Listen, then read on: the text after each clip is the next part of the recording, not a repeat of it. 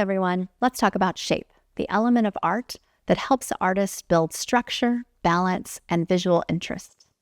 A shape is any flat, enclosed area in a work of art. It's two-dimensional. It has length and width, but no depth. Shapes don't always need to be outlined.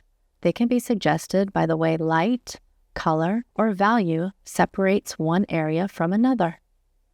It's easy to mix up shape with form, but here's the difference. Shape is flat, two-dimensional. Form has depth, it's three-dimensional. Once you start noticing the difference between shape and form, artworks become easier to read.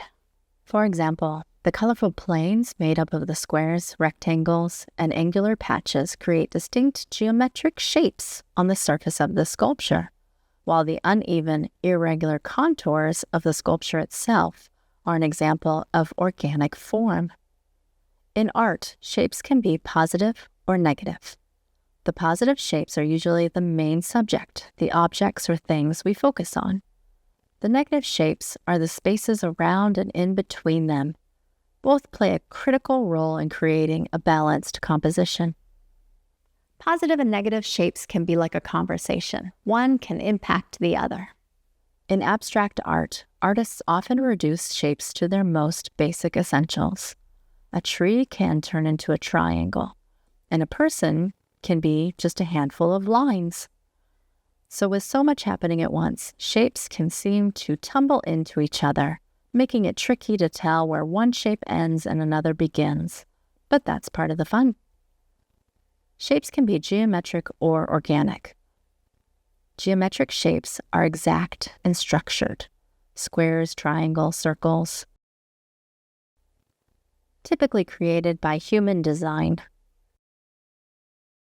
Organic shapes are irregular and fluid, like the shapes found in nature. They don't follow strict rules. They shift and change in more unpredictable ways. Artists often combine geometric and organic shapes within a single work, allowing precise shapes to interact with more natural flowing ones. This contrast can make a composition feel more dynamic and visually engaging. To me, geometric shapes feel more structured while organic shapes feel more alive. Having both within a composition makes it a bit more richer and more complex. Silhouettes are a strong way to focus on shape.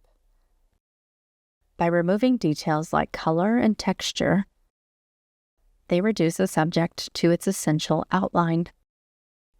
This makes the relationship between positive and negative shapes much clearer. Artists sometimes use implied shapes, arranging subjects so that they hint at a circle, square, or triangle. Our eyes naturally connect to those visual cues, completing the shape even when no outline is actually there. As you create your art, pay attention to the kinds of shapes you're using.